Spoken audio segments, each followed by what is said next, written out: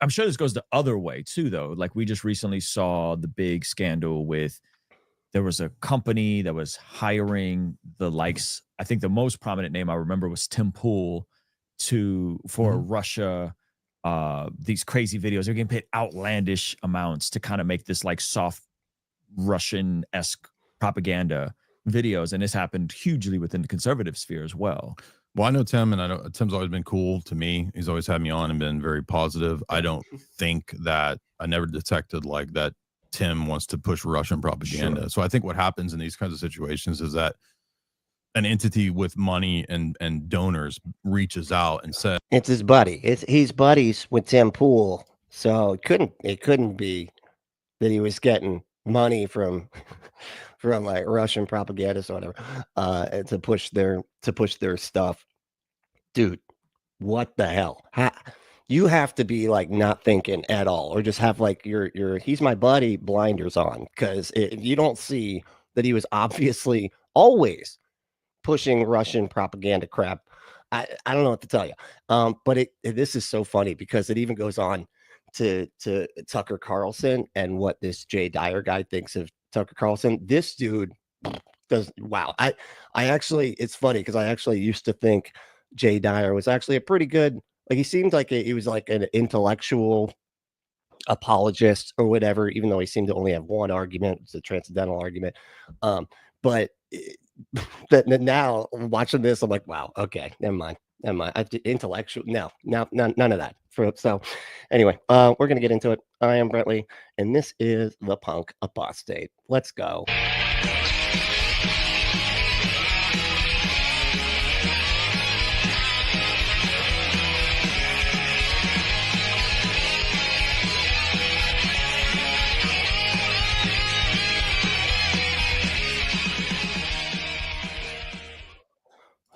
So like I said, so Jay Dyer, if you don't remember, he debated Matt Dillahunty years ago.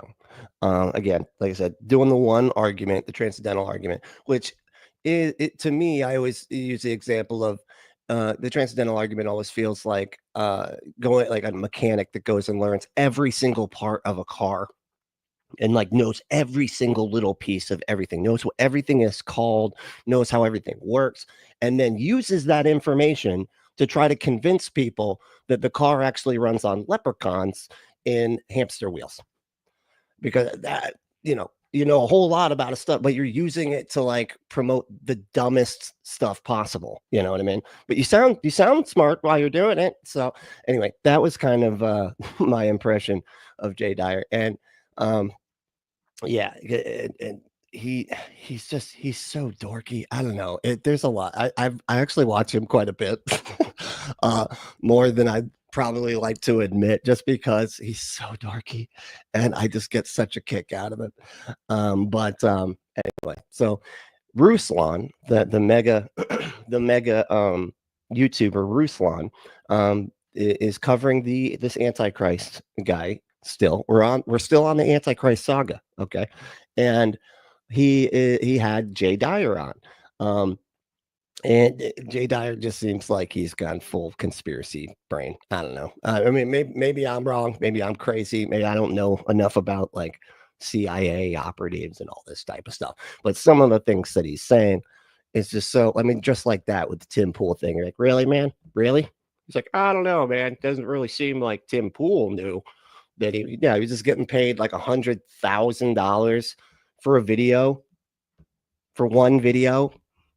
You don't think that's a little, anyway? But so I don't know. It just seems like he's very right wing, very incapable of kind of like being objective here, or even attempting to. And so let's check it out. In your coverage of the Mahdi, what do you make of the guy? You think he's a method actor? You think he's sick in the head? You think he's tapping into some actual demonic forces? You think he's got like an alien head under that beanie?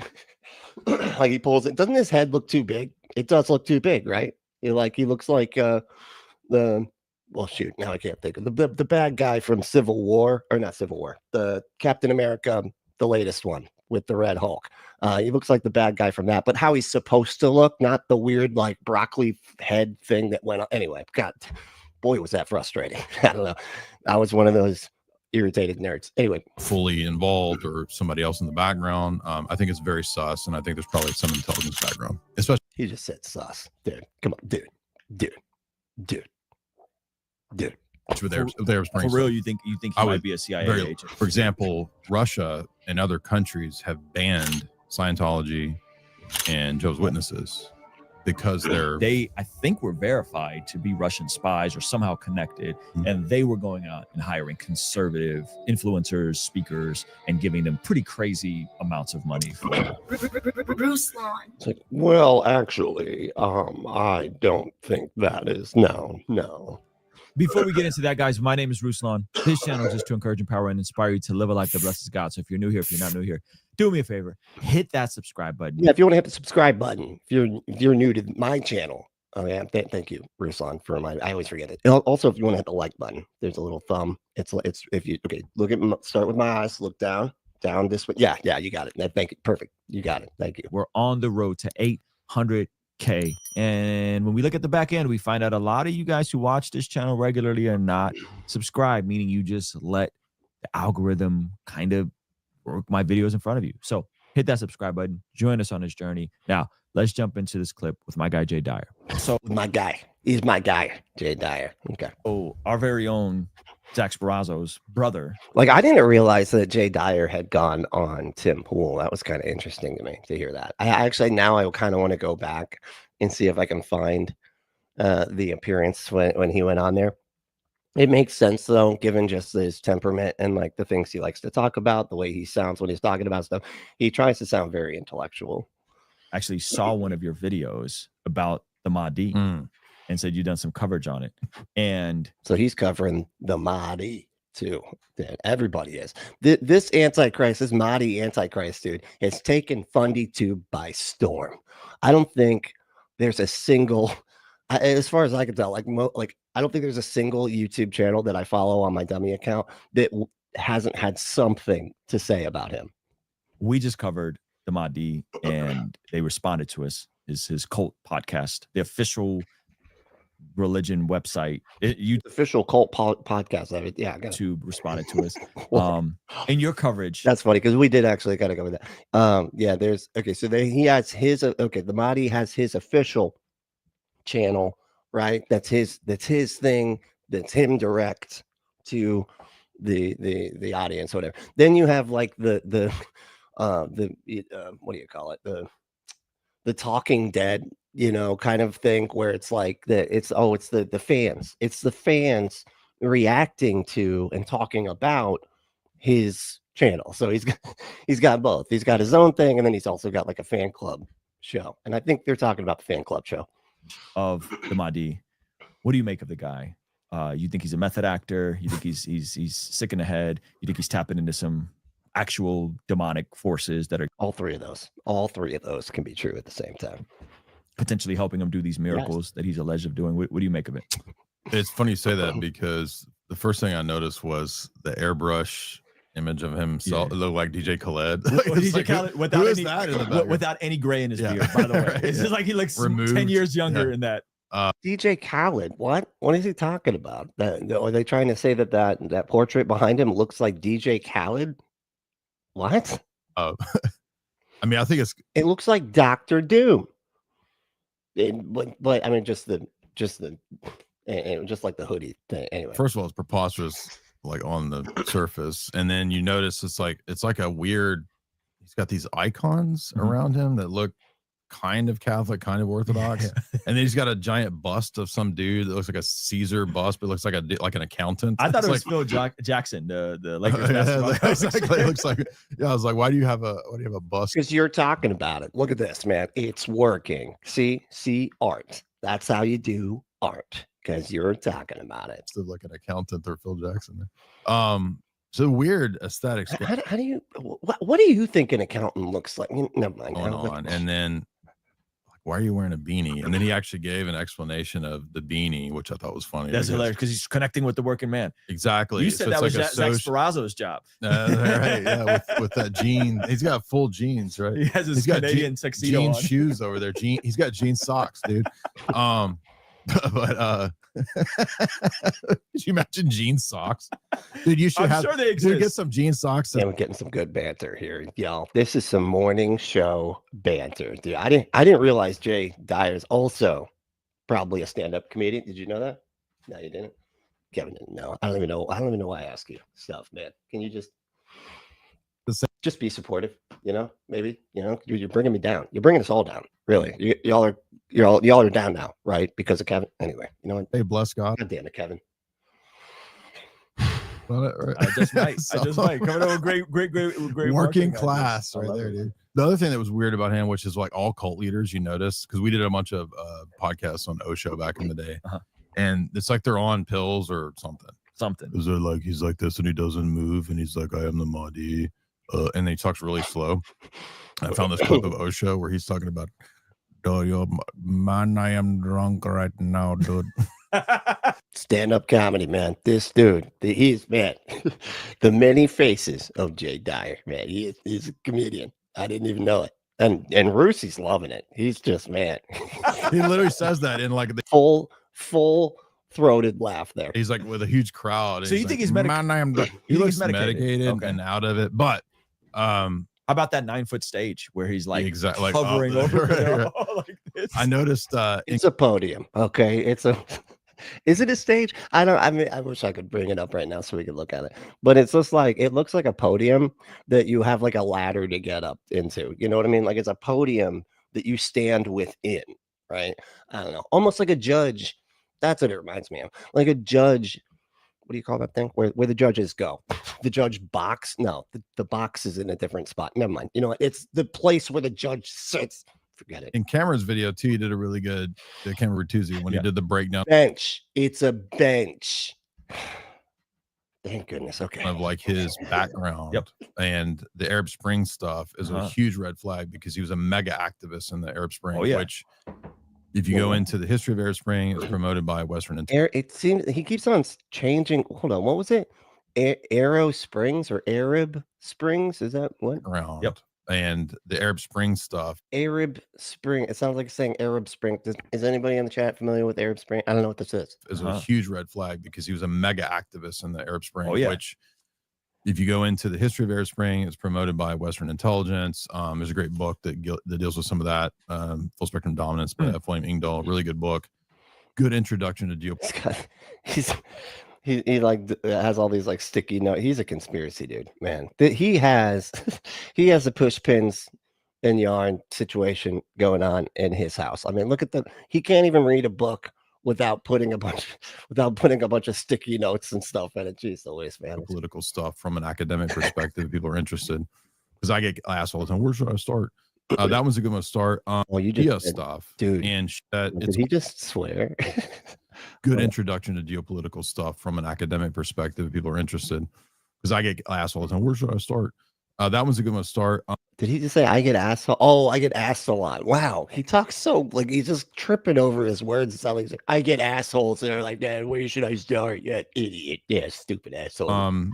But I think that it's also a clear engineered mix of perennialism, Neoplatonism, all of which I've read and studied pretty extensively. He knows all the isms, all of them, and Shia stuff. And Shia Islam is very amenable to Sufism, very close to Sufism, which is Neoplatonism. And can you just like talk about the actual stuff, man? Because nobody knows these isms. So like we're all just like, oh, it's all that. It's that ism. I didn't know. Okay, well, I'm glad. Yeah, no, I'm following. I am very in tune with what you are talking about right now. And the advantage of Neoplatonism is that it's kind of a. I wish they would show Ruslan's face right now. Mm-hmm. Yeah, no, Neoplates and Bullism, the silverware. I don't know, skeletal thing that allows you to pick and choose from the world religions, and that way you can say, oh, look, all these world religions, they're actually my superstructure Neoplatonic religion, and you're all just manifestations of kind of the pieces that I have as the full picture.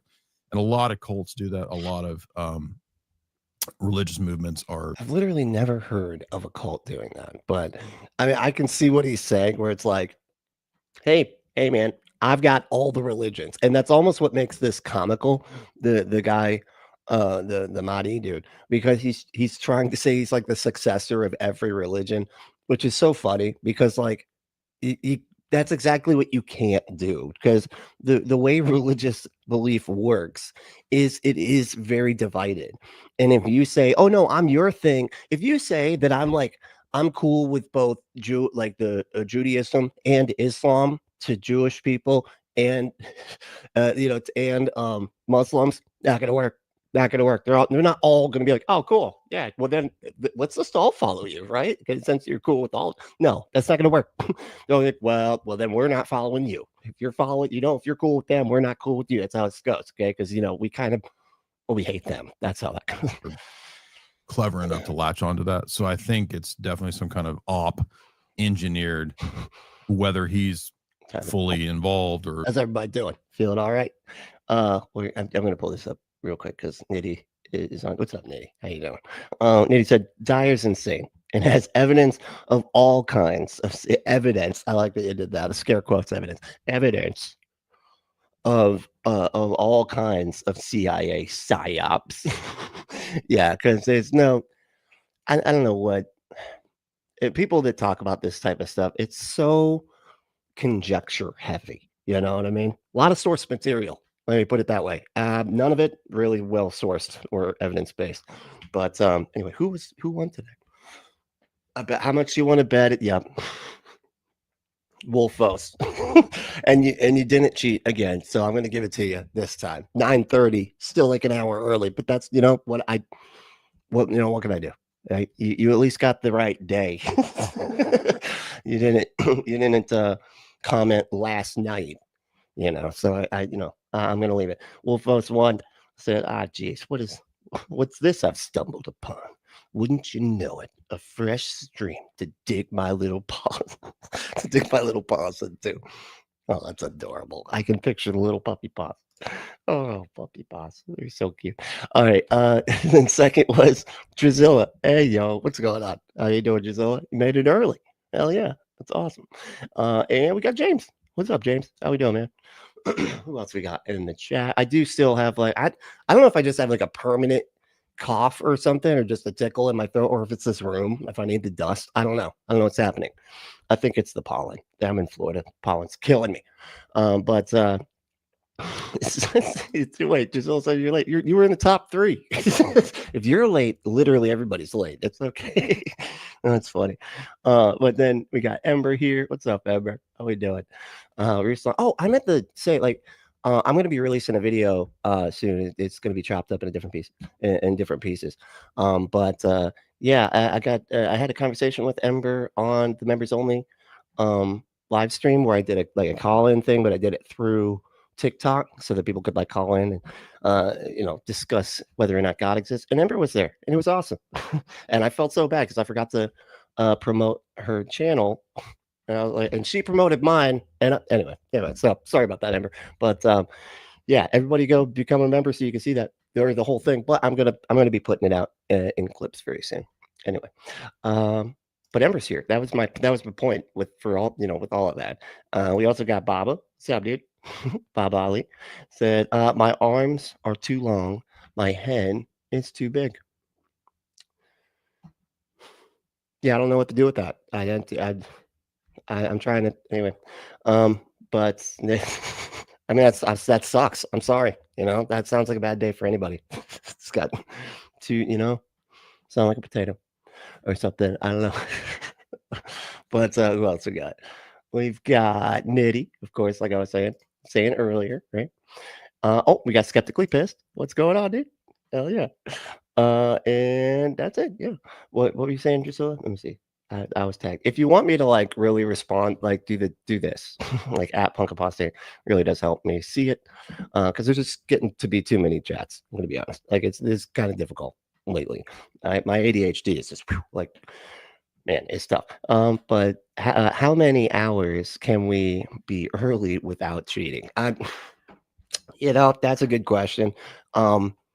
I would say no more than one. I feel because the whole thing was that I would randomly go live, right? And so it would literally be at any time during the day because you never knew. when I would go live, and I never scheduled it. And so whoever showed up first was like, "Hey, cool, you win," But now that I'm scheduling it, yeah, no more than an hour. I feel like that's, I feel that's fair, right?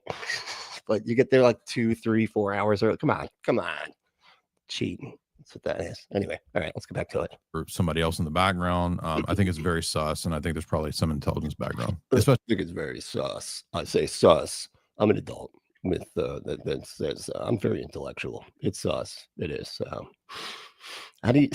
It's weird when you use sus that way. When you're like in that like inflection. Anyway, for real, you think he might be a CIA agent? Well, I don't know about CIA, but it's very likely that it could be something like that. Wow.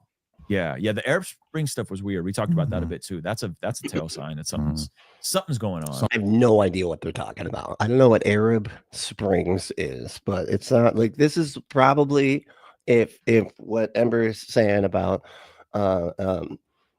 Jay, it seems like it might just be a conspiracy thing. And Nitty was saying that about him as well. Something in the background. Yeah. And so what would be the would the intelligence connection be a correlation or causation to what he's doing now? Again, just going what? on. Hold on. What was the question? What would be the would the intelligence connection be a correlation or causation to what he's doing now? Would the intelligence connection be correlation or causation? Well, you need evidence to demonstrate that it's causation. That's why we have that saying, because correlation doesn't equal causation, right? Because you need specific evidence to demonstrate that there is causality there, and you can't just be like, hey, but this is happening at the same time as that, therefore they're connected. Like you have to have some kind of causal link. Again, just going on gut analysis, spending a lot of time studying cults and religions and the overlap with intelligence stuff, because they have a lot of interest in cults and religions. In fact, I might even. All right, we'll do it together. How about that? All right, let me see. Arab Springs, or I'll read it. Okay. Are y'all? Cause you're like, I'm not typing all that. Just freaking, just Google it, please. All right. Wait. Springs. I've been to Juniper Springs. That's not too far. It's in the Ocala National Forest.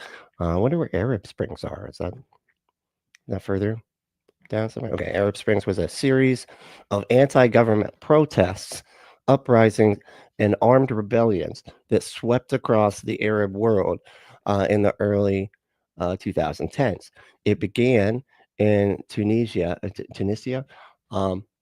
don't know how to pronounce that. I'm sorry. And spread to other countries, fueled by widespread anger over corruption, economic stagnation, and authoritarian regimes, while some uprisings led to regime change. Others resulted in prolonged conflict and instability. Okay, that makes sense. So it's basically like an uprising of all the people in those Arab countries where there's a lot, just a ton of corruption. It makes good sense that would be. So I guess they're saying there's a ton of conspiracies regarding that. And here's the trigger. Let's see. The trigger was the protests were sparked by the self-immolation of Mohammed Bouazizi. Yeah, a Tunisian street vendor in December 2010. Oh wow. Okay, jeez, that's crazy. Anyway, all right. So yeah, got it. It's a series of protests. Thank you. Yeah, you're right. I should just start looking stuff up. I just always feel like I'm dragging the whole thing to a halt while I'm like, hold on, but maybe it's not that bad. It's just, I think that's me. That's my ADHD. I'm like, I'm not, there's dead time here. Nope. Write my next book on religion and intelligence. Okay. We've done a lot of lectures in the last few years on that specific subject matter because very few people go into that.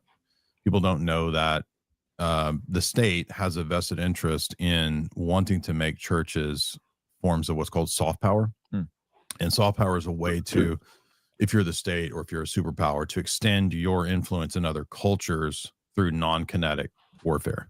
So you're doing it not with guns and tanks per se, but with that is kinetic. I like that. That's funny. That's kinetic warfare. That's funny. Culture. Okay. Hollywood has been a very powerful engine of Western soft power. You know, I mentioned writing about James Bond in the Cold War.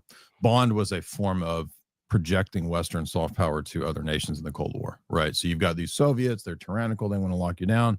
James Bond represents, you know, Western masculinity, capitalism, you know, free love, you know, all these kinds of things that Bond is supposed to represent.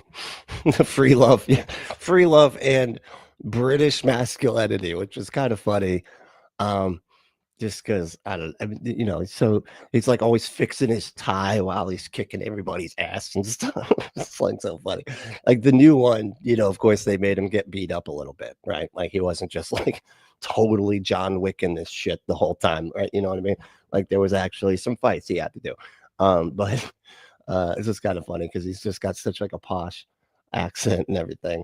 But he's a badass too. That's I always like wondered because like Jason Statham always felt like kind of a contradiction, but he seems like he's an actual British badass. You know what I mean? But you know, it's his accent and stuff feels like it wouldn't even fit with James Bond. I don't know. Anyway, so likewise, intelligence agencies are very interested and have always been interested in cults and religions. Crowley was a spy, as we said. Especially your own, right? Many New Agers. Madame Blavatsky, there's really good. She's the mother of all the New Age movements. There's a lot of good evidence to suggest that she was also a spy. She worked with the KGB. One of her handlers was actually a KGB guy. What? Who is it? Madame Blavatsky? She's the mother of all New Age stuff. Okay, I mean New Age stuff being what, like Eastern. It's so weird to me that we call like Eastern mysticism or whatever you want to call it, like Buddhism, Hinduism, like all those kinds of beliefs, Stoicism, stuff like that. We call it New Age, and it's older than Christianity. I don't understand that. That's really strange.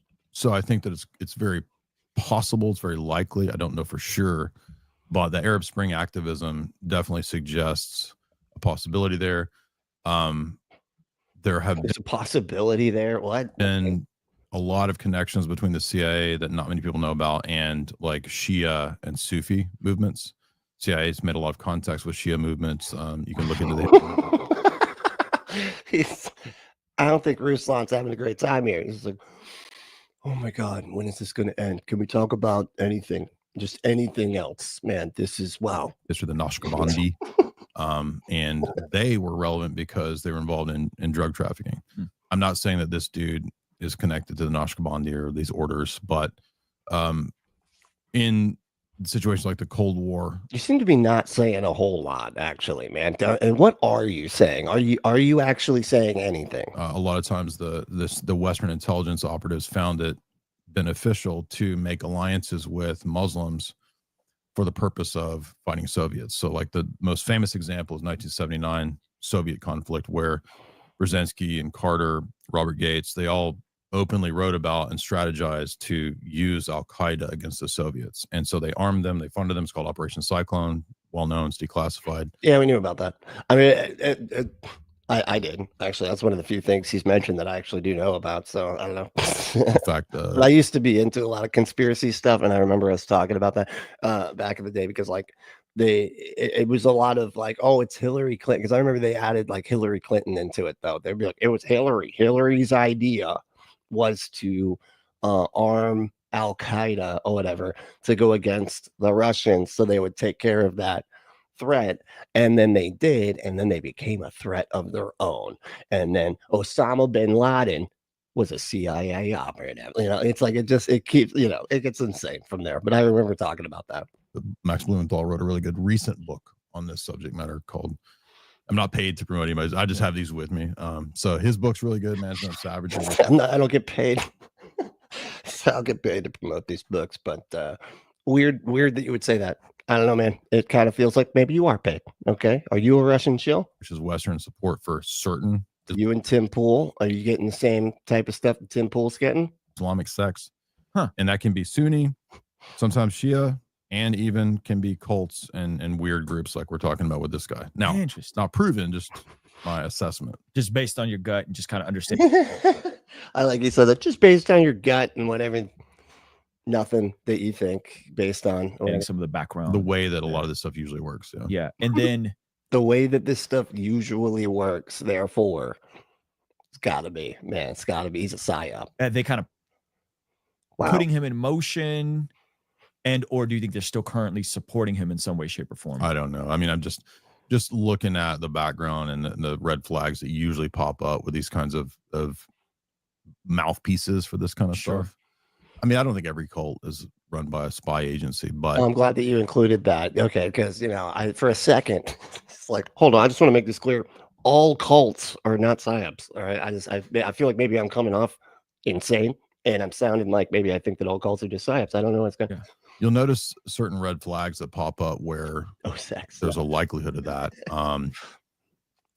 Like Scientology. I don't want to get you in legal trouble with Scientology. Too late. You said the legal trouble word, man, which is signed. Well, I can't say it. Man, remember, Xenu people, I didn't say it.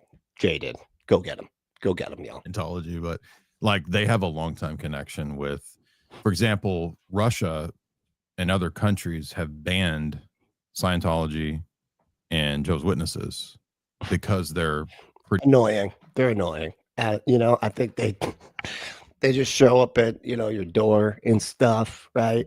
Just harassing you.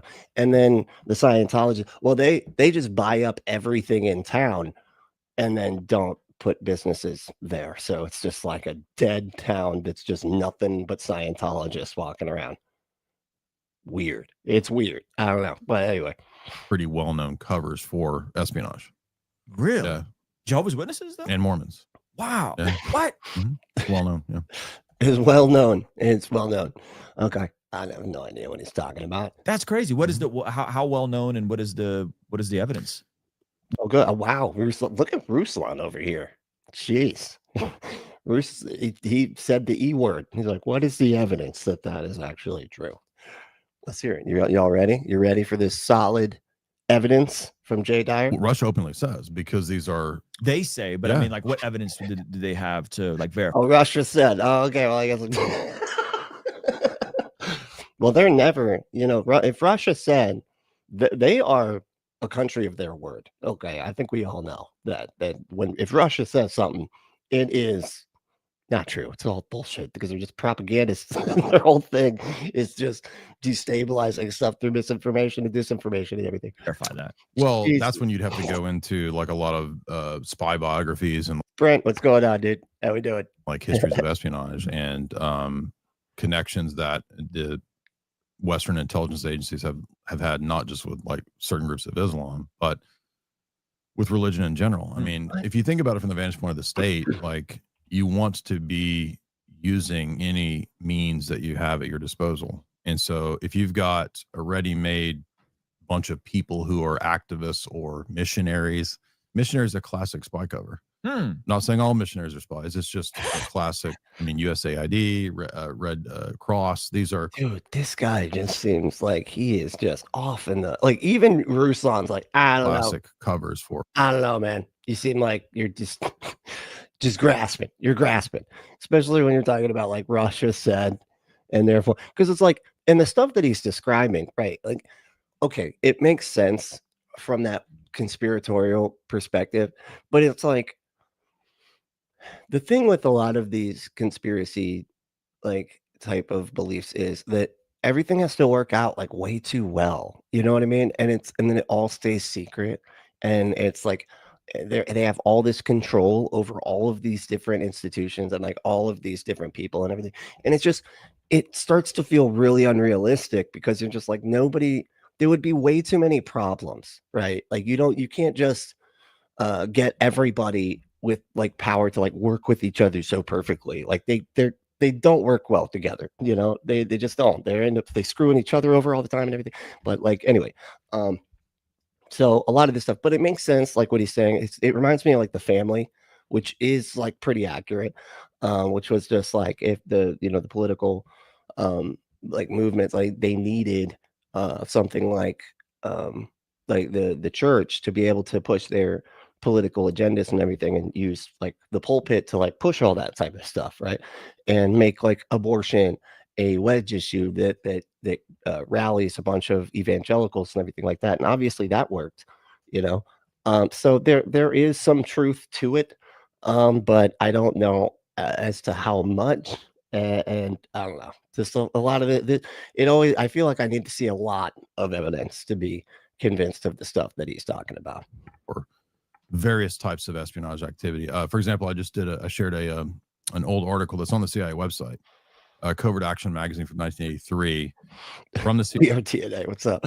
So how ironic that he's talking about psyops while delivering it as psyops. That's what it sounds like, right? Like it's like how do you know this isn't the psyop, huh? You know, Ruslan, he's the first 3 letters of his name is the same first 3 letters of Russia. Hello. Okay, psyop. It's gotta be, man. Like why would the letters be like that if it were? CIA's own website, an article about CIA support for one of the evangelical dictators in Latin South America, Mont, M-O-N-T-T. So people are interested, you can go read on my wall. That it should be pretty high up on my wall, but that's one example of just one. Right. So, oops, I hit the yes by accident. Serves me right for not reading it all the way. No, that's all right. That's all right. That's like the most common complaint that I get. They're like, oh my God, let the video just, oh my, he keeps pausing it to make, yeah, no, I get it. The jokes are funny. Just, can you move on? I want to see the video. I'm like, go watch the original, dude. Like, I don't know what to tell you, man. Like, during the Cold War, where the CIA reached out to this guy and said, we want you on board. We're going to raise money for you with Jerry Falwell, Billy Graham. And so the evangelicals raised a lot of money to support this evangelical supposed dictator in Latin South America, Mont, M-O-N-T-T. So that's one case that's admitted. But if you want a book on this, I did a talk from an academic text from University of Florida. His name is Michael Graziano. Yeah, it's right down the street. It's a long street, like an hour, like 2 hour long street, but it's right down the street. And he wrote a thesis that was published called Errand into the Wilderness, History of the CIA and Religion. That whole book is about the agency's attitude towards religious movements, particularly in the Cold War, but not exclusively, because there's also a chapter then about Iran and Shia Islam. And it's a natural posture, but just people don't know it. I don't know what it is like about this type of stuff that just I start to just, oh my God, like it just, my eyes start to glaze. Like once people start going into like this kind of like conspiracy type stuff, it just, I don't even know what to do with it half the time. But it's a natural posture for the state to take to try to make alliances. What's up, Weed Bro? Ryan. We got Brent, Anarchic Fox. What's going on, y'all? Got the damn raid. That goddamn raid. With various religious movements. Interesting. And Burns. Hey, Burns. We give you one more example that's declassified. That's proof of this. It's called the Doctrinal Warfare Program. A very famous Catholic named. That's just religion. I mean, that's just Christianity. The Doctrinal Warfare Program. That's just all Christianity. Man. Like it is warfare. All right. If you heard like a Calvinist talk to an Arminianist, warfare. All right. That's David Wimhoff wrote a giant 800-page book on it. It's really good. It's called Time Life Magazine, John Courtney Murray and the American Proposition. It's the name of the book. And it's about the 2013 Time Life Magazine. Okay. You can't just combine magazines like that. And declassified document, the Doctrinal Warfare Program, which the CIA set up under people like C.D. Jackson to recruit as many Roman Catholic theologians, scholars, and prelates as they could. And we don't know all of them, but we know that John Courtney Murray, the famous Jesuit Americanist philosopher, was in it. We know that even Ruslan doesn't seem to have much going on here. Like he's not. He's just like, okay, yeah, sure. To some degree, they had Cardinal Spellman involved, but the idea was that it's a Cold War. We got to do whatever we can. So you're going to work with us at every capacity that we need you to help beat the Soviets in the Cold War. The problem, and I agree that like Soviets are bad guys. I'm not pro-communist, but the problem is that. I love that he has to say that. Look, I am a right winger, okay, but the Soviets, I do think, are the bad guys. Okay, yeah, they were the baddies, and so I'm not pro-Soviet because I'm pretty sure he's pro-Russia right now. So I think he has to like say that to be like, I was I was anti the communists, but these capitalists.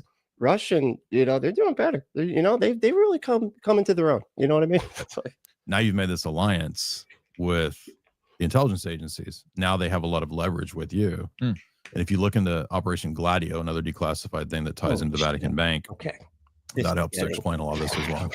I'm sure this goes the other way too, though. Like we just recently saw the big scandal with, there was a company that was hiring the likes. I think the most prominent name I remember was Tim Pool for Russia. These crazy videos. They're getting paid outlandish amounts to kind of make this like soft Russian-esque propaganda videos, and this happened hugely within the conservative sphere as well. Okay, now this is so funny. This is where we started the video, because at first, you're listening to this type of stuff like Jay's talking about here. I don't know enough about this stuff to be like, oh no, I know this is false. I know that's false. I know you're really stretching here, which is always kind of the case with conspiracy stuff, because it's sort of just a gish gallop of like connections and things. And so it's like the what is it, the bullshit asymmetry principle.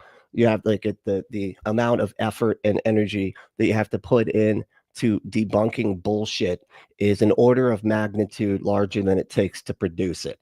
So it's really difficult to like know every single thing he's talking about and then know how to debunk it.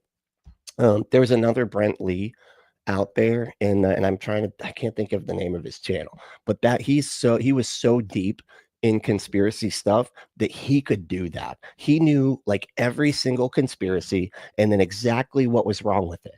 And so, I mean, just a really great dude.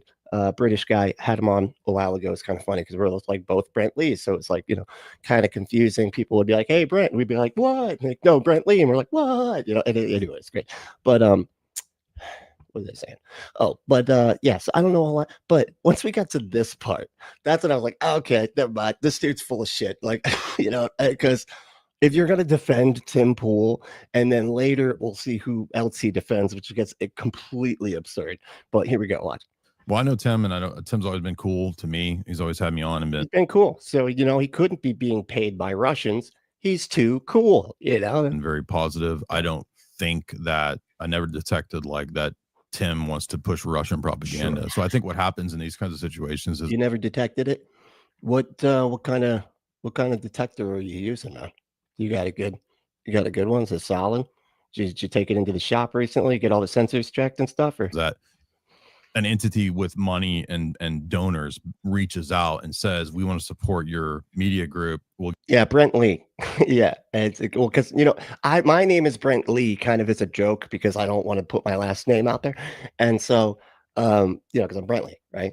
But Facebook requires a last name for some damn reason. So I was always like, well, Brent Lee.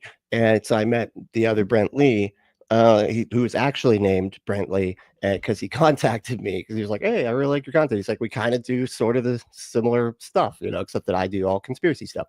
And so, yeah, we ended up hanging out, having a lot of fun. But yeah, it was pretty funny. We'll give you $10 million.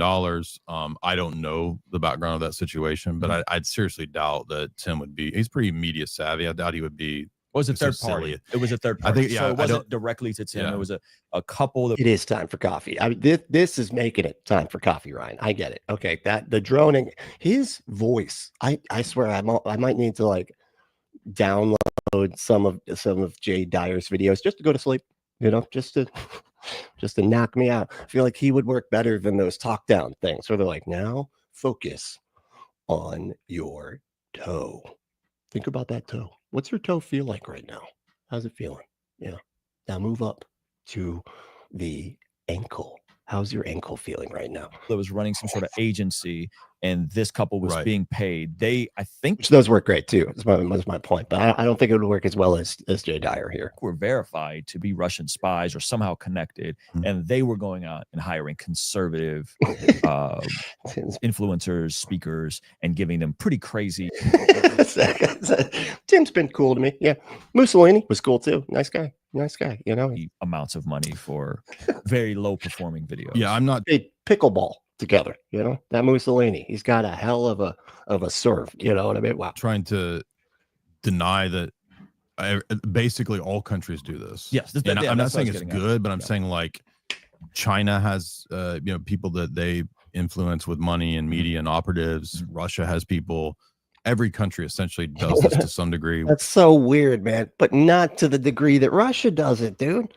We can see wow. It is so blatantly cartoonishly stupid the way that Russia just seemingly doesn't even think about how they look when they pay these people off to say the dumbest crap just over and over and just be willing to bend over backwards to like Russia's actually pretty great, you know. Like Zelensky is actually the dictator if you think about it. He's a Satanist. It's like I just made a video about Tucker Carlson, or like responding to his video, basically calling Ukraine like they're cool with trans people, so you should hate them for that. And then they're also anti-Christian, so they're Satanists. It was insane. It was like the most obvious like like propaganda.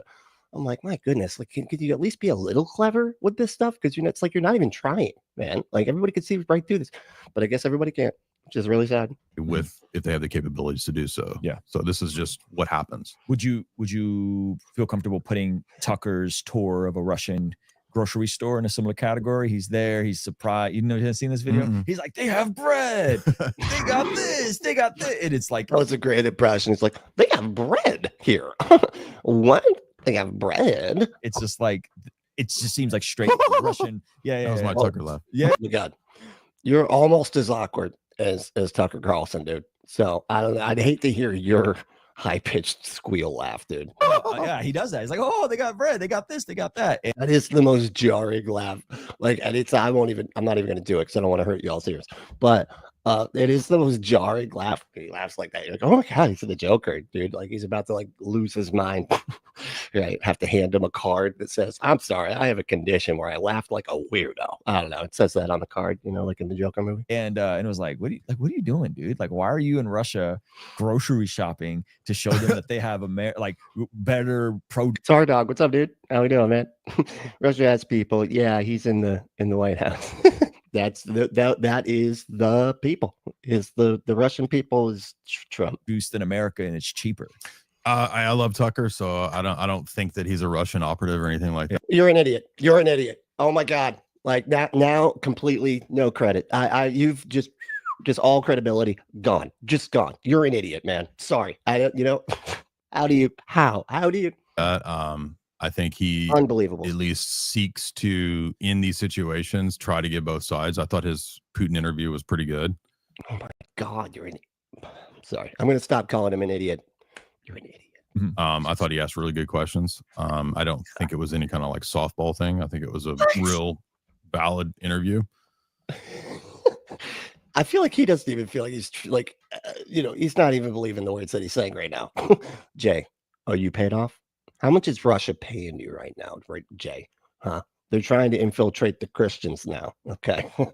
That's like first Tucker was saying that Ukraine is anti-Christian. Now they're trying to get into all the Christian YouTubers to spread their propaganda. Putin spent a lot of time giving us the history. The history that was it was like a history. It was like a history course, right? Yeah.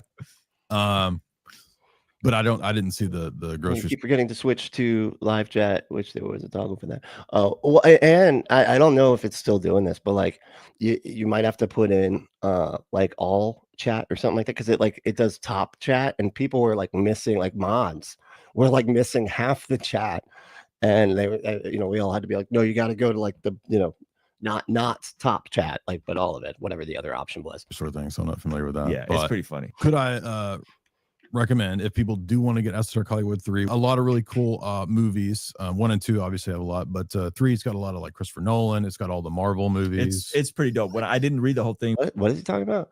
Oh, these are movies that are. Are they trying to say there's like propaganda movies? I'm sorry. I'm really sorry for going back. Trying not to do that. People do want to get Esoteric Hollywood 3. A lot of really cool. Esoteric Hollywood 3. Well, dude, like, don't drink scotch before you go on a Christian show, man. Like, you're slurring. But I didn't see the grocery store thing, so I'm not familiar with that. Yeah, but How the hell do you miss that? That was like one of the most popular Tucker Carlson thing. I mean, I guess it was like the first introduction into him being a complete and utter Russian shill. Pretty funny. could I Because he got fired. He got fired from Fox for conspiracy crap that ended up being obviously false, and then Fox News got sued because he threw the voting machine company under the bus, right? And so he's got to get his money from somewhere, right? So I'll take money from Russians. I'll do it. Recommend if people do want to get Esoteric Hollywood 3, a lot of really cool movies. 1 and 2 obviously have a lot, but 3's got a lot of like Christopher Nolan. It's got all the Marvel movies. It's pretty dope. When I didn't read the whole thing, but I definitely looked through it, and I was like, man, you hit a lot of the stuff I'm personally into. You can go to jaysanalysis.com in the shop, and you can pre-order the part 3, and they're all signed. You can also get 1 and 2, but these are his books. Okay, so it's like he's just taking like popular media. I mean, like, look, this is trying to influence you. This movie here. See, Thanos represents Jesus, because it's anti-Christian. Jay's analysis.com. We'll link that, and there'll be a shop, and then you can get part 3, and it will come out in 2 months. And he does part 3 wrong too, by the way. Did you see that? He did like this. What the? It's this. Okay, that's how you do a 3. 2 months, July. Yes. Not going to get back into that debate, but maybe that'll be the next poll I do. How do you do? I don't even know how to write it though. I guess I could name the finger. I feel like it would be too long of a poll. Mid-July. So it'll be out, and they could check that out. And yeah, it looks dope. I mean, these are great. Part 1 and 2. But when I looked at that one, it just had more a lot of stuff you like. It just the stuff that I'm into. You're going really deep in some of this stuff that like just kind of older movies. But you see, like when he flipped it up, there's like a picture like right then. Like, what are the odds? What are the odds that he like folds it, to a picture, and it didn't look like it was one of those kind where it's like, in the middle. There's like, you get to the center of it and there's like all the pictures and stuff, right? No, that was on like page 4. There's a giant picture. The third one, it was like, it's more newer stuff, right? Batman, like all the stuff that I would be all into. the Marvel. Yep. Why wait until this entire? Oh my God. Okay, fun. Yeah, it's fun stuff.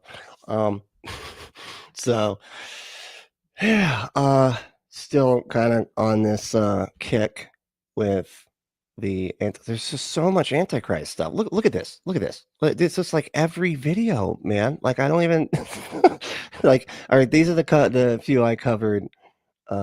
Yesterday? But it just keeps going. It's just like a million of these Antichrist videos. And what's the one? The Antichrist just denied it. Then exposed the real one. Come on. Jeez Louise, get out of here, man. This stuff is so silly. But yeah, so I just being that and also the thing, whoops, what did I just do? I messed something up. Did it take me out? Oh no, okay. It was weird too, because I was just watching The Line, last night? But I think it was an older video. Anyway, it said like arrogant caller, it was like arrogant caller talks to like Matt Dillahunty and Eric, Skeptics and Scoundrels. I'm almost sure that it was Jay Dyer that called in. Dude's name, what they said his name was Jared, right? And the way he called him the triune God, which Jay always refers to it as that. And then also kind of was like doing the transcendental kind of argument and was very smug and stuff like that. Anyway, I think it was Jay Dyer. Let me know, like if y'all, I'll put the video in the Discord, but I'm just curious what y'all think, if that was him or not, because I kind of feel like it was. Anyway, you want to switch gears here? You want to do something random? Oh crap. What are we at here? So got a lot of stuff we can do. Oh man, this dude's still going. I still don't believe. She shares her exorcism experience, and I told her the truth. Okay, we'll keep pinning that. We might come back to that. Oh, and L.A. Marzulli. Oh, see, he's still going. Oh, I bet he loves this because he's got, he's the Mr. Conspiracy, like just to the nth degree. He's the one. Or I actually covered a video of his like a little ways back about giants, and he was saying that the Nephilim were real, and get this, because of photographs. He had photographs. Which, come on, man, that's it. That's what you got. Like giant skeletons. Can't find those. you know, not the actual thing, but photographs. You have photographs. But he thinks that there were giant creatures just buried all over the place. Nobody can find the evidence for it or whatever.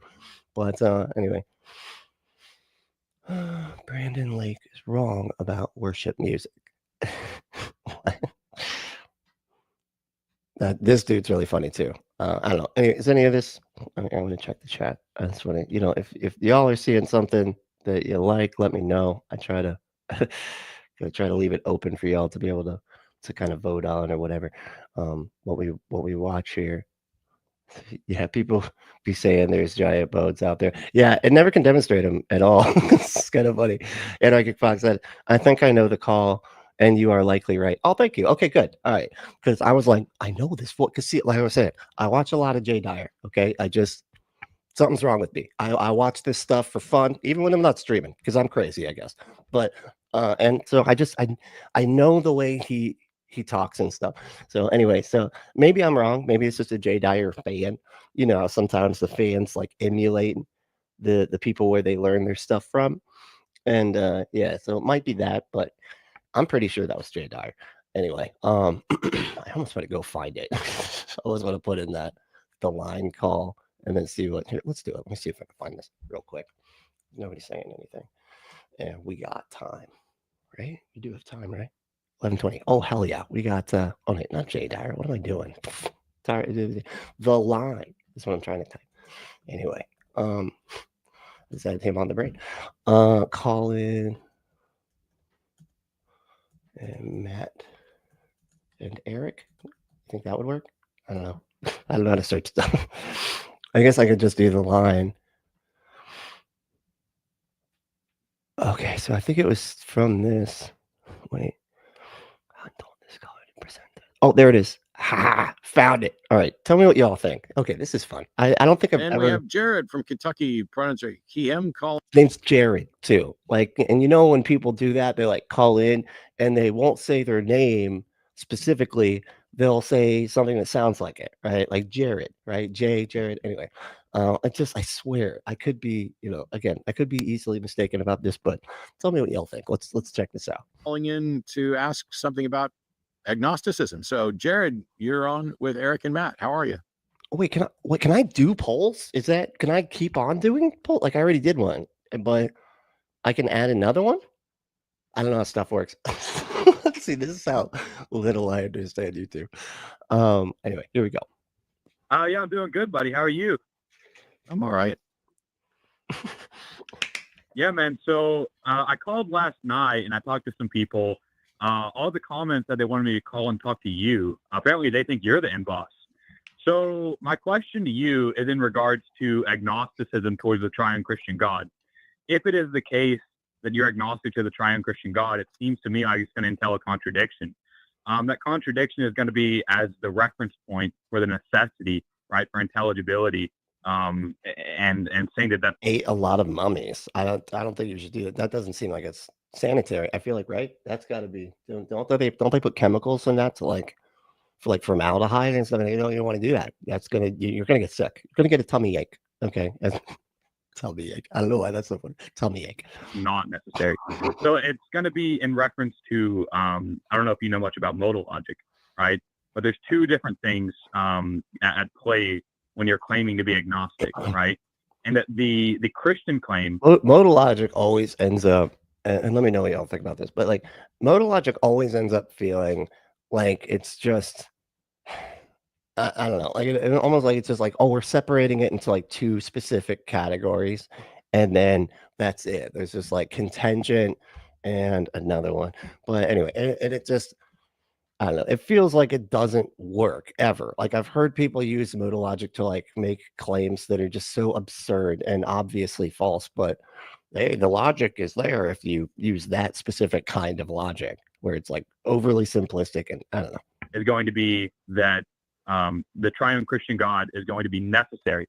And in modal logic, the contradiction to necessary would be contingent. So a contingent fact is, for example, elephants are gray. Elephants are gray is like a contingent fact, right? Because elephants, it could be the case that elephants could not be gray. And so if you're agnostic to the triune Christian God, you're going to be implicitly denying that the triune Christian God is necessary, and thus that takes justification. See, that right there sounds like the transcendental argument. He's saying that's necessary for what was he saying? He said So if you're agnostic to the triune Christian God, you're going to be implicitly denying that the triune Christian God is necessary, and thus that takes justification in its own modal accessibility. Okay, so just saying that if you say it's not necessary to have the triune Christian God, then that requires justification.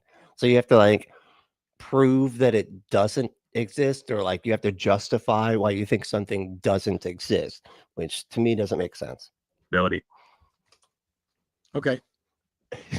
I know, right? Tummy ache is cute. I don't know. So there's something about it. Like calling it a tummy to begin with is just adorable. I don't know what it is about it, but So agnosticism has a kind of colloquial usage and a more historical philosophical usage. You asserting, God, Eric is so good looking, you know. I don't just man, he could be in a soap opera. I kind of thought there was this soap opera actor that did go on, I think, the Atheist Experience years ago. He was on like The Young and the Restless or something. And for the longest time, I thought that was him. It's a different guy. It's a different guy, but they look very similar.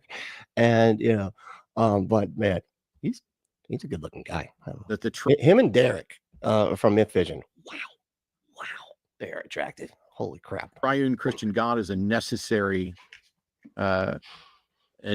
foundation for intelligibility. Doesn't stand on its own. You'd need to actually demonstrate that that's an actual requirement. So when somebody says, I'm not convinced that the triune Christian God is real, and I'll say it, not only am I not convinced that the triune Christian God is real, but I find the notion of a Trinity to be logically absurd. In any case, It literally is. I mean, the Trinity is the most absurd. It's one of the most absurd parts of Christianity, period, because they can't. It's like you can't even get numbers right. You know what I mean? Like you can't even be like it messes with just the most basic law of logic, the law of identity. You know, it either is something or it isn't. Like X equals X, right? And it's like so it can't be 1 and 3 simultaneously. It's either 1 or it's 3. It's not 1 but also 3. And if you say it's 1 but it's in 3 forms, that's a heresy. That's not right. If you say it's 1 but in 3 pieces, right? Like it's a circle but it's like cut into 3 pieces, or if that's a heresy. Like everything's a heresy, because like the whole thing they're trying to do is be like, God doesn't have to be logical. So it just is 1 and is 3. We're done. It doesn't make sense, but that's okay because it's God. Yeah, it's the most absurd. It's like one of the most absurd parts of Christianity. me not being convinced that it exists doesn't mean that I'm convinced that it doesn't exist. So I'm not necessarily making that assertion. Theism is the position of asserting that, for example, some God exists and you can go with a triune Christian God. Atheism is the position of not being convinced of that. Agnosticism may not even apply to the atheist position because the atheist position is not asserting a position.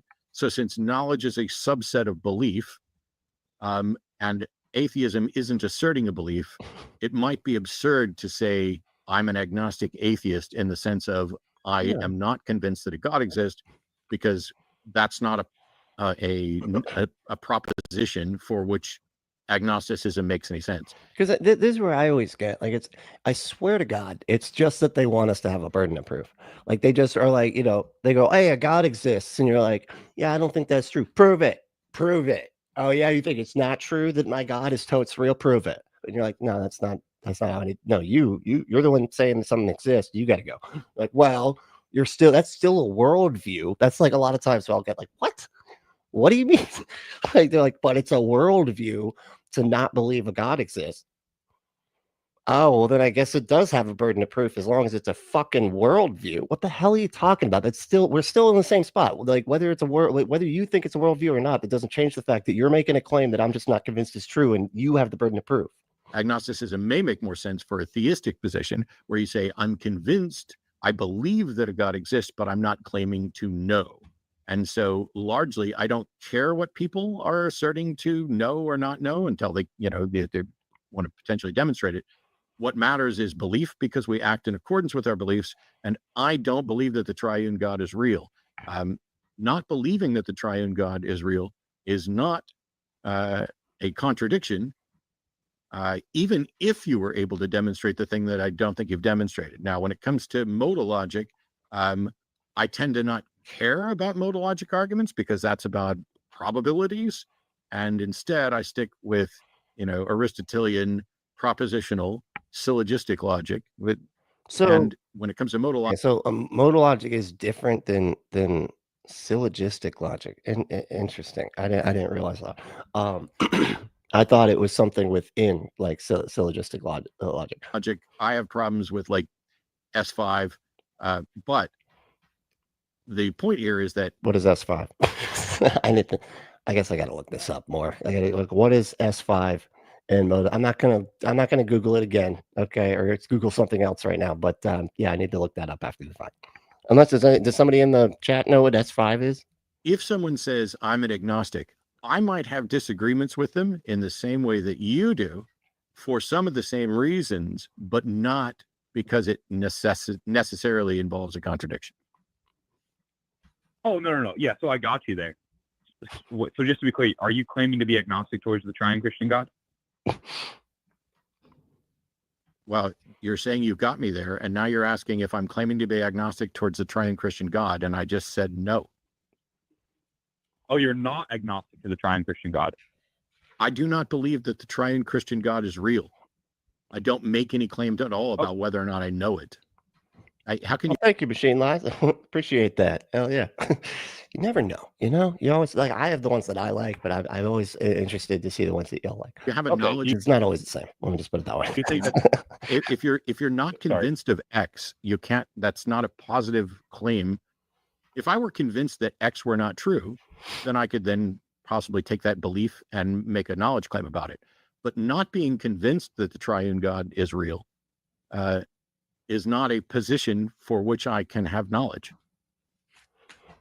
That's where it gets so weird. Like, see what I mean? Like they're when they talk about like, this is why I don't like using agnostic. Like I will say like agnostic to like some vague designer or something, right? But that's never what anybody's talking about when they're saying a God exists. There's always a specific one. And so that's why I'm like, dude, I'm atheist to that God, because I feel like I could say I'm almost positive that God isn't true, right? The whatever one, it doesn't matter, whichever one you're like that is presented with a buttload of characteristics and things like that. Like those don't exist, right? Whether or not like stuff was designed by something, whatever, there's no evidence of that. But I'm not going to say that I know, or that I'm holding firm on the position that I know that it wasn't, right? As far as I can tell, it's unfalsifiable. So I'm agnostic to that. But the specific gods, but that's like, it's like the Mott and Bailey thing. Like they always go, oh, my God exists. And then they start trying to get you to argue against things being designed and how things are not designed. And it's like, that's not your proposition. Your proposition is a specific God with specific properties. And it's like they just retreat back to just some vague designer thing, Do you think you expressing that you don't know the triune Christian God do you think that's an expression of your mental states? What? Hold on. I'm sorry. I was reading Anarchic Fox. Let me read our Anarchic Fox comment here. The basic misunderstanding about the burden of proof is so common, I can be patient with people who genuinely misunderstand it. I cannot be patient with people who shift the burden of proof with intent. Yeah, exactly. I'm right there with you. And it's almost like you can feel the difference. It's so funny. Like I feel like with my mom, I remember talking to her about that, and she genuinely did not understand. She didn't understand until I explained, like, hey, everybody thinks things for reasons, I have no reason to think that is true, right? And you're saying that something is true, and I'm responding to your claim that something is true. Doesn't matter what the claim is. If you say X is true, you need to present. You're the one with the burden of proof. You're the one that has the responsibility of trying to convince me, because that's literally what we're doing here right now. You're trying to convince me of the thing. So do it, you know.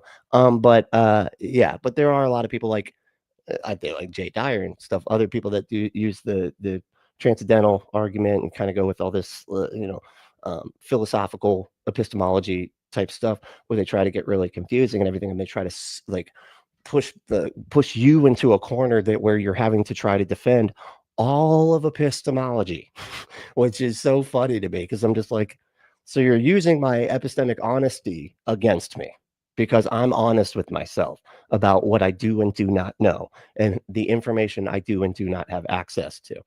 You're using that against me. Really? Okay. Fuck you. You know what I mean? Like that's anyway. Expressing that you don't know the Triune Christian God is, do you think that's an expression of your mental states? What? Is it an expression of your mental state? See what they have to do? They're like, well, let me just ask questions in the weirdest way possible. When I say that I'm not convinced, yes, that's an expression of my mental state.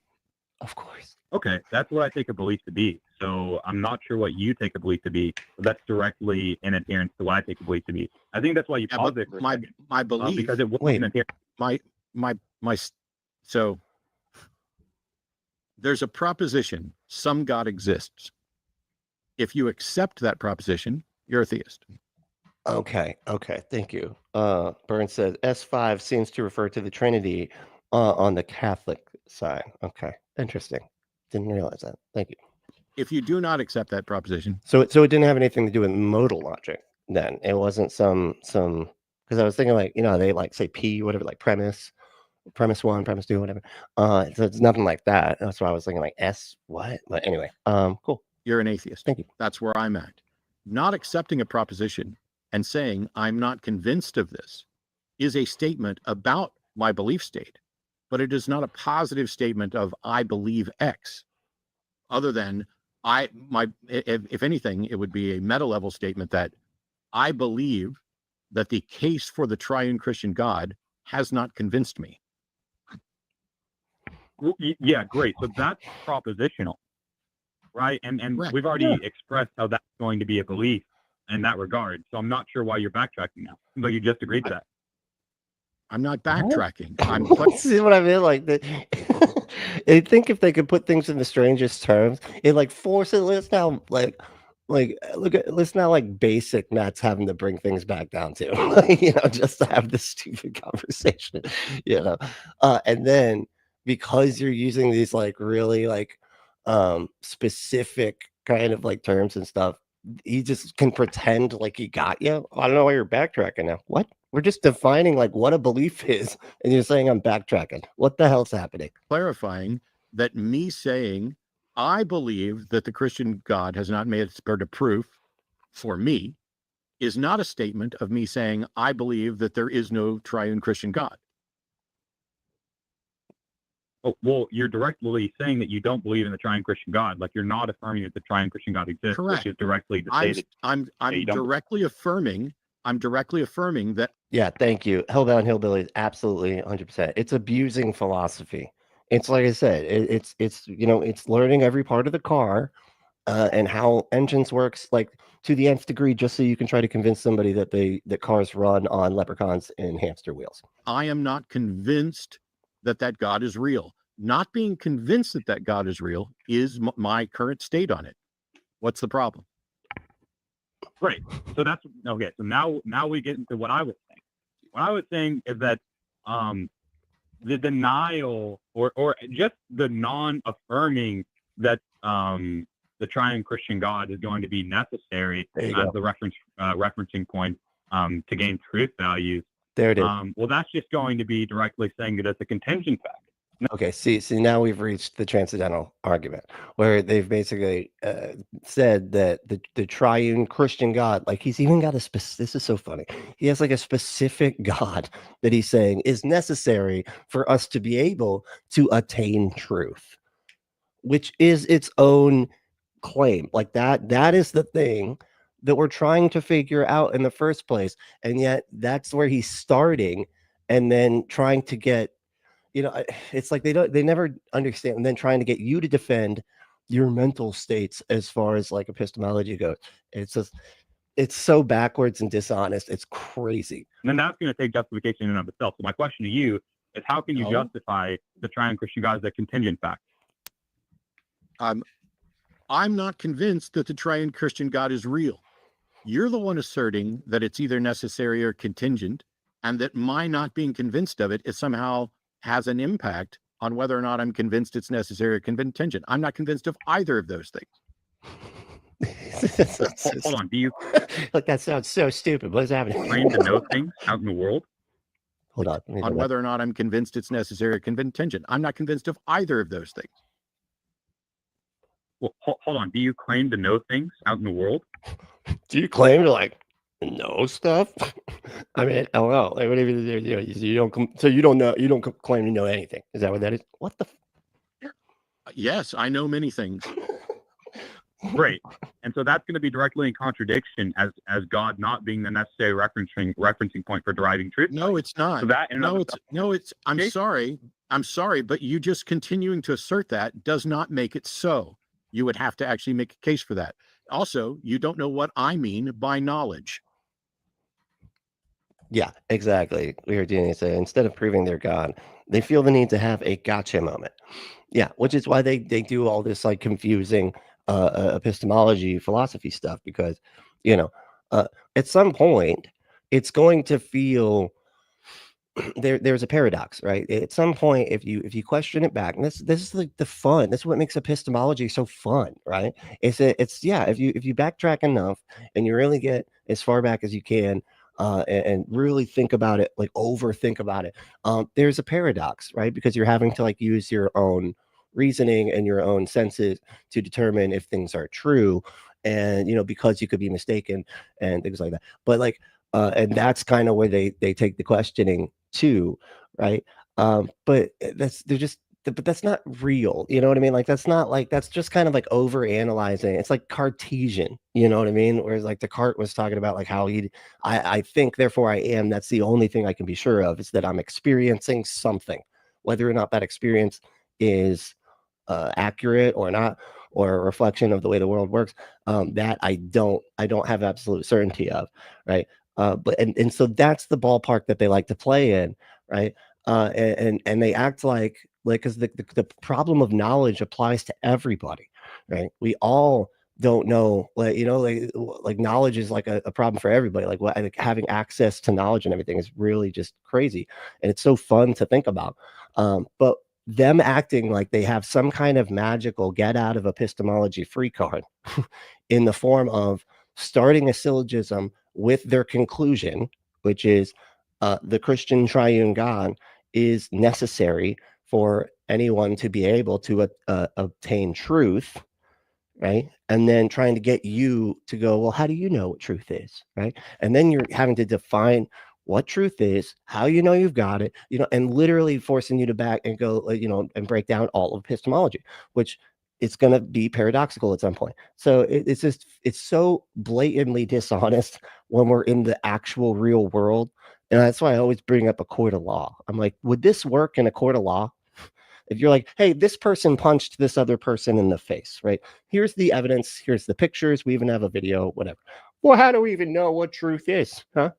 How does anybody really know anything? Huh? I mean, how do you even know you're not a brain in a vat? Let's start with that. Let's start there, and then we'll get to whatever the punching stability or whatever. We'll get to that later. How do you know what is objective truth? Go. That would never work. They'd be like, get the hell out of the courtroom, man. You're an insane idiot. Like, we all live in the real world here, okay? So we're starting from a baseline of epistemology, of a shared reality. And it's just like the presuppositions that we have to have in order to be able to have the discussion in the first place, right? Which is just objective reality exists, and we're all sharing that objective reality. Sure, we have limited senses, but they're not perfect, but they're not completely useless either. You know what I mean? Anyway, and so it's just and logic is logical. That's the other one I forgot. Like you gotta say that logic is actually logical. Anyway, I'm talking a lot. Okay, well, what do you take knowledge to be? Knowledge to me is a belief held to a significantly high degree of confidence that it will be worldview altering to discover it was wrong. And that I use that as the kind of common usage of knowledge of what people mean when they say I know things, because justified true belief is an imperfect model as well. Dang, he does kind of look like Ruslan. Yeah, or Ruslan looks like Eric. I don't know who's older. Okay, so to be clear, you don't have any justification for your beliefs. You just have like high levels of certitude in your assertions. Okay, hold on, because that is a really good definite. Hold on, let me go back to Matt's definition because I actually really like that. I don't know as if I've ever like made that the definition of knowledge. I always say like knowledge is my belief that happens to be true. Whether or not I can know that my belief is actually true is another question entirely. But if you have a belief that does comport with reality, then that would be knowledge. So the knowledge part is kind of like, for me, outside of my ability to really know if something is knowledge specifically or not, right? But again, that's like a whole other epistemology conversation. It is an imperfect model as well. Okay, so to be clear, you don't have any justification for your beliefs. You just have like high levels of certitude in your assertions.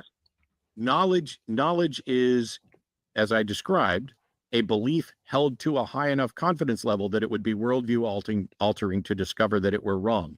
That it would be worldview altering to discover that it were wrong. That's pretty cool. I feel like I like that a lot.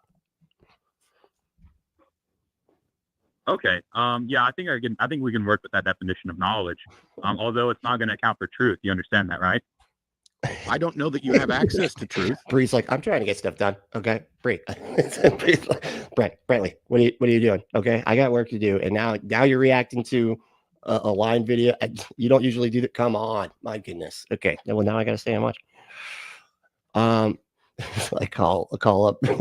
I'm going to be late today. I'm going to be like, I don't know, like maybe like half an hour late because the video I have to watch this. I just know that when we're actually engaging in propositions, we are either convinced of them or we're not. And we have some capacity to investigate some of them to determine whether or not they are consistent with our experience of whatever reality we're experiencing. Hold on. Hold on. It just seems like you just claimed that you're not sure or you're uncertain if we can have any level of certitude in regards to truth. You're uncertain about being able to be certain. See what I mean? It's so dumb. You can see his face like, what, Matt? Are you serious? Hold on. Sounds like you just said that you're uncertain of certainty being certain that certainty could be certain. Certainly. You don't certainly think that. But then you made a claim in regards to your certitude in at least a propositional claim, right? So that just seems like a straightforward contradiction. No, I didn't. I talked about confidence levels. I am convinced that no one can be absolutely certain. Oh, everybody should go subscribe if you're not already to the Transpositions podcast.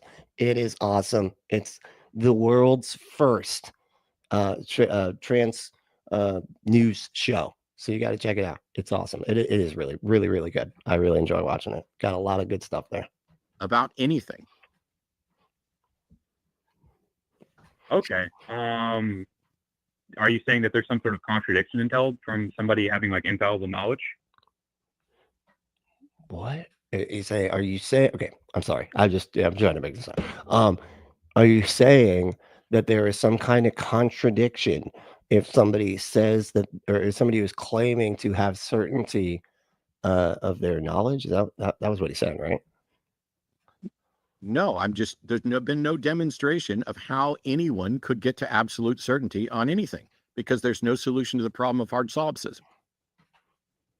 Oh, well, that's not the case, right? And we can just demonstrate this with like some sort of a conditional. It is the case. I can just there is no solution. There is no solution to the problem of hard solipsism. This is what's been troubling epistemologists forever. Yeah, so I mean, I'm just going to give you the conditional, and you can tell me whether or not it would be the case. So as long as the Christian triune God exists, I can be absolute certainty of anything because God reveals it to me. If, and I can put it in capital list here, if it were to be the case that the triune Christian God exists, would he have the power as an omnipotent being to give me, an infallible knowledge? Oh my God. I have no idea. And Yeah, because you're just making up a magical thing and then saying, couldn't that answer the problem of hard solves? My magic? Wait, my magical thing that I made up doesn't solve that? Wait a second. I can never be mistaken now about anything because I've got a Christian triune God telling me I'm right about everything. So we're done here. and neither does anybody else. You have no way of knowing that's the case. Subpart determinist, how we doing? Oh, you're gonna love this one. Even though we're almost we got about 10 more minutes, but it's gonna be a fun 10 minutes. Just wait and see. Wait, hold on. We would be able to know if we laid it on a truth table and there's no contradiction until. No, you said if it were the case that the triune Christian God exists, would it be able to give you certitude? Or Does everything have to be true if it doesn't entail a contradiction? Is that what he's saying? He's like, as long as I can make it, put it in truth table and if there's no contradiction involved, then, but couldn't you just make up a magical thing that gets you out of any kind of contradictions or anything like that? Or like, you could just make it be anything. Anyway, all right, sorry. it's an absolute certainty. And my position is I have no way of knowing that, and neither does anybody else, as far as I can tell. Okay, well, do you know how truth tables work? Because we can directly lay this out. Yeah, I know. being I is know how truth omnipotent. I know how truth tables work. I've been teaching this stuff for 2 decades now. You asserting that the triune Christian God is necessary for knowledge is something you need to make a case for, and you would be the first, if you did it successfully, to convince me. I don't understand what like somebody having a table with truth in big letters written on top of it would have anything to do with anything. So I mean, it'd just be a kick-ass table to have, but dinner table or whatever. But like, I don't really know what they're going on about anyway. Oh, the Transposition podcast is on Thursday. Thank you, Anarch. I feel like I'm probably always watch it after the fact. Transpositions is fantastic. If you need to find me on Thursday night, that's where I'm at. And that's Anarchic Fox talking. Yeah, check out their show. It's awesome. Well, hold on. So I just gave you a conditional, right? And in regards to proving whether or not the hard You gave me a conditional that says if the triune Christian God exists, would it have capability X? And my answer is I don't know.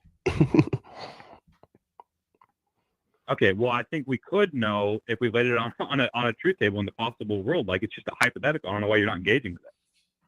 See, doesn't that sound like Jay right there? It's just a hypothetical. I don't know why you're not engaging with it. Like just this little things that he's saying. It really does feel like it's him. How do you know what the triune Christian God can do with regard to your ability to be absolutely certain? This is so so we can lay out his attribute set, and if there's no contradiction entailed in him exercising this ability, then it's going to be the case that it's possible. You're saying like basic modal logic. It's not clear to me that you actually do. But you could just make something up that just doesn't have any contradictions. And if you have a magical being that is all powerful, that's really fucking easy. Jared, Okay. do you think that there are things that this triune God cannot do? I'll let Eric come in here. Here we go. Now we're gonna get some Socrates stuff. To some of that Socratic method here. Oh yeah, I don't think that he can perform like some sort of logical contradiction. Okay, That's what I'm saying. So There's there is a set. contradiction. So hold on, there's a Yeah, and if I say the cadence and tone of his voice sounds right, it really does. set of things that this triune Christian God cannot do. We don't know what that set looks like. Is it possible? No, we that do. Granting. Hold on. Is it possible that granting, how'd you put it, infallible knowledge to humans could be in that set of things? So no, because there wouldn't be a contradiction until via the attribute set. I'm not sure what's confusing about this. I'm not sure what's confusing about this. He also says that a lot in debates. I don't know why it's so difficult. I mean, this is easy stuff, baseline epistemology. You're stupid. That's all I'm trying to say here. No. So- There's a set ahead, of things. go on, Eric. There's a set of things that this triune Christian God cannot do. That's about to explode. You're saying that we can derive all of them based off of contradictions? Yes, directly. Right, that's directly because Directly. What about indirectly? Are there things that are there I'm saying things are there yes, things I'm in this set directly of are affirming there it's things true. are there things in this set of things that this triune Christian God cannot do that cannot be inferred directly or indirectly? Or there's just simply elements in there unknown Well, to us? hold on. To be clear, when I said directly, I was Please saying I answer was my directly question. like affirming the prophecy to be true. All right. Please answer my original question though. Are there things in this set of things that this God cannot do that we cannot determine? Oh wait, yeah. In regards to like modal logic, no, we definitely can, given the attributes, and that's only going to be until via logical contradiction. This is where I just got my eyes start go what Eric's good because I have no idea what he's doing. So you're saying only contradictions can establish as something in this set of things. Right. That's the thing. It's like it's got to be true if it doesn't have a contradiction. Yes, that's been the claim 3 times now. I don't know if you're just not tracking what I'm saying. How'd you determine See right there. That's him too. That's Jay. this? Yeah. So when we're laying out, do you know how like basic modal logic? Because I mean, I got to like lay out truth tables for you. Oh my good God. I know what truth tables are. I know a little bit about modal logic. Yes. So go ahead. Okay. So yeah. So when we're talking about a contradiction being entailed, that's what it means for something to be impossible. And in this regard of impossibility, it's going to be outside of God's nature within this sort of modal scope. So when I'm talking about this and we're laying it out on a truth table, right, there's a contradiction entailed, and it's not going to be able to be true in any possible world. Oh my God. It's like going with the fucking what is that shit? Damn it. It's the Anselm's ontological crap, which is that is the most unconvincing argument that I've ever heard in my entire life. And yet somehow they say it's like logically valid and everything. But it's like you say, like something could be logically valid, but if the premises are faulty, it doesn't matter. Yeah. So as I mentioned at the beginning, I am not going to accept modal logic. I have issues with S5 and the assertion that if you can't demonstrate that it's impossible, S5. that it therefore becomes not only possible, but necessary and true. So what you're saying is, if you can't show that it's impossible for God to give someone infallible knowledge, then it is necessarily the case that God can give someone infallible knowledge, correct? Well, said anyone else hearing the unearned egotism? That's I actually like that. I need to jot that down in the old noggin here because unearned egotism. That's awesome. Well, yeah, I'm going to remember that. Well, so no, that's not going to be a repetition of what I said. I was giving you a conditional statement on whether or not like it would be like some sort of impossibility derived or some sort of contradiction within the set of hypotheticals. Are you saying if not? Then are you saying useless. that if there's no way to demonstrate that something is impossible, that it is therefore possible? No, that's not at all the claim. So I've explained it 3 times now.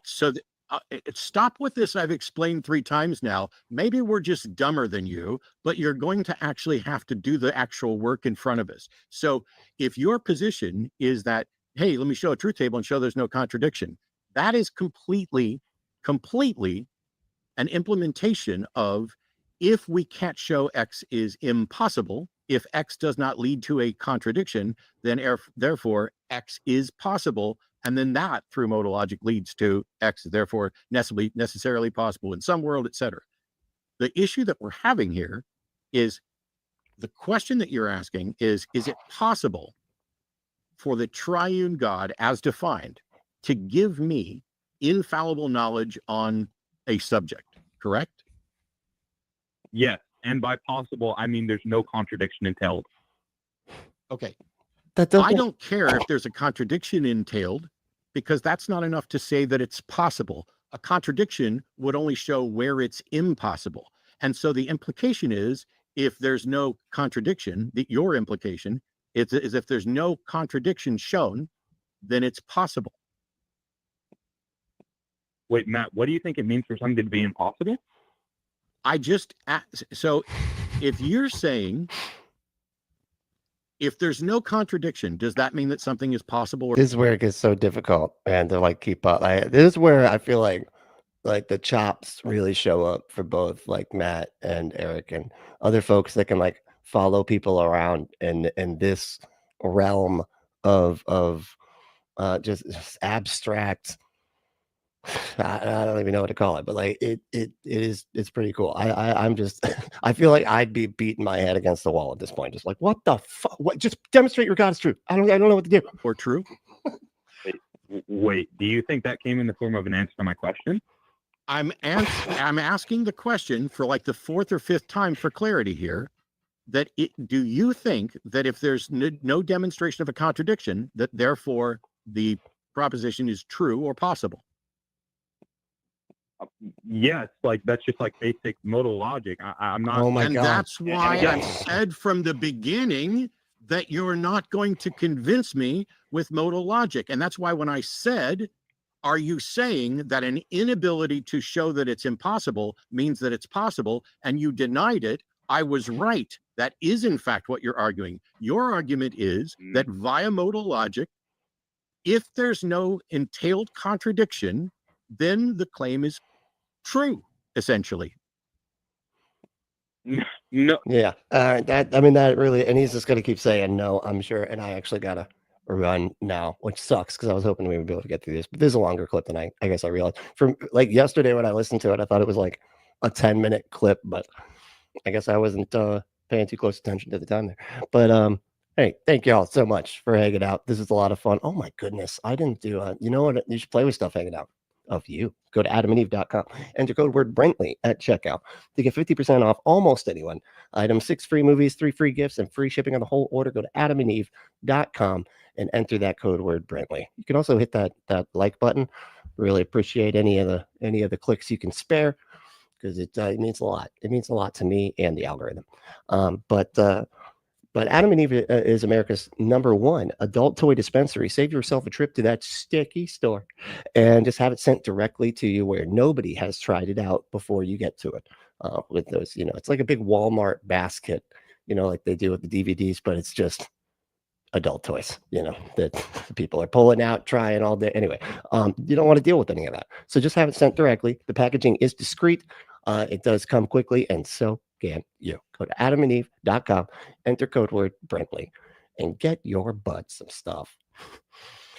All right. Well, if you want to support the show, you can support us by supporting our sponsor, adamandeve.com, by doing what I just described, or you can do a bunch of other crap, right? You can become a patron at patreon.com/bunkapostate. Right now, I currently have a new conversation that I put up there with John, skeptic, or the godless engineer, and we went over a bunch of shorts. It was a lot of fun. And so that's up there uncut. And yeah, so it was a lot. It was a great time.